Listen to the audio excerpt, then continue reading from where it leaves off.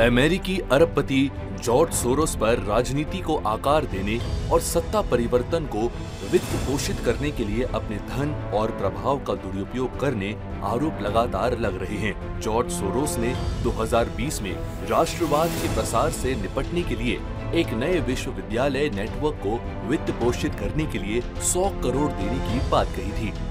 बिगड़ैल अरबपति George Soros प्रधानमंत्री नरेंद्र मोदी, चीनी राष्ट्रपति शी जिनपिंग और अमेरिका के पूर्व राष्ट्रपति डोनाल्ड ट्रंप के घोर आलोचक हैं। जॉर्ज सोरोस पर आरोपों की फहरिस्त लंबी है। कुछ बड़े आरोप जो जॉर्ज सोरोस पर लगते हैं, अब एक नजर उन पर भी डाल लीजिए। जॉर्ज सोरोस पर पहला आरोप 2020 में सोरोस ने दावोस में वर्ल्ड इकोनॉमिक फोरम में भारत विरोधी बातें कहते हुए कहा था कि भारत में राष्ट्रवाद आगे बढ़ रहा है। वहीं वैश्विक नेताओं पर हमला करते हुए सोरोस ने कहा था कि रूसी राष्ट्रपति व्लादिमीर पुतिन के अधीन दुनिया की सबसे मजबूत शक्तियां अमेरिका, चीन और रूस तानाशाहों के हाथों में हैं और सत्ता पर पकड़ रखने वाले शासकों में इजाफा हो रहा है। जॉर्ज सोरोस पर दूसरा आरोप, वहीं जॉर्ज सोरोस यूनाइटेड किंगडम के यूरोपीय यूनियन का हिस्सा बने रहने की वकालत करता था, जिसके लिए ब्रिटेन में उनके कहने पर कैंपेन भी चलाया गया। गार्डियन ने अपनी रिपोर्ट में दावा किया कि इस कैंपेन में 4 लाख पाउंड से ज्यादा खर्च किया गया है। जॉर्ज सोरोस पर तीसरा आरोप, साथ ही अमेरिका की डेमोक्रेटिक पार्टी को सबसे ज्यादा चंदा देने वाले लोगों में जॉर्ज सोरोस का नाम शामिल है। 2003 में अपने एक इंटरव्यू में सोरोस ने अमेरिकी सरकार को गिराने की चुनौती दी थी और उस समय के अमेरिकी राष्ट्रपति बुश को हराने के लिए करीब 125 करोड़ रुपए खर्च करने की बात स्वीकार भी की थी। हालांकि जॉर्ज बुश वो चुनाव जीत गए थे। जॉर्ज सोरोस पर चौथा आरोप, एक समय था जब फॉक्स न्यूज से जॉर्ज सोरोस की तगड़ी ठन गई और वो खुलकर मीडिया कंपनी से टकराव मोल लेते नजर आए। उन्होंने फॉक्स न्यूज को तबाह करने के लिए $1 मिलियन खर्च भी कर दिए थे। जॉर्ज सोरोस की तरफ से ये पैसा मीडिया मैटर्स नाम की वेबसाइट को दिया गया था। इनसे 2004 में अपनी लॉन्चिंग के बाद फॉक्स न्यूज पर कई रिपोर्ट पब्लिश की।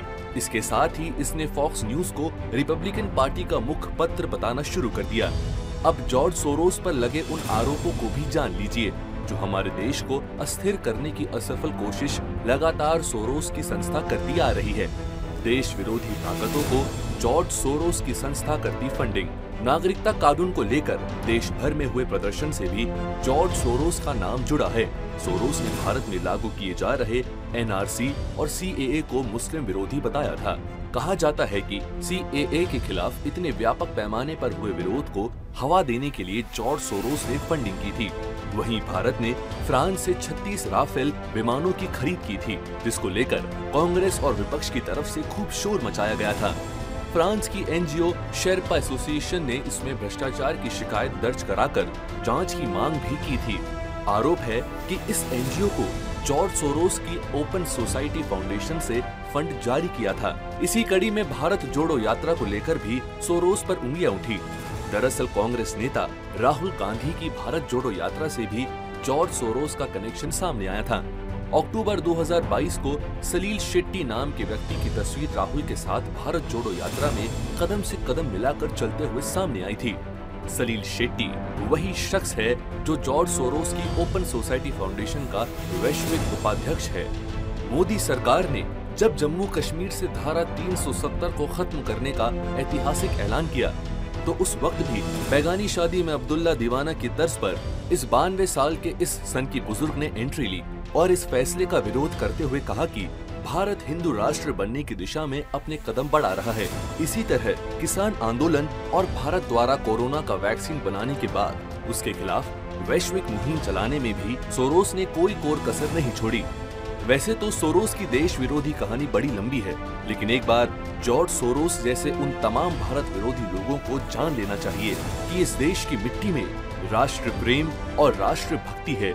चंद जय चंदों की गद्दारी और विदेशी ताकतें इसका कुछ नहीं बिगाड़ पाएंगी। भारत आन बान और शान से आगे बढ़ रहा है और दुनिया को रास्ता दिखाने का काम कर रहा है। ब्यूरो रिपोर्ट, सूर्य समाचार।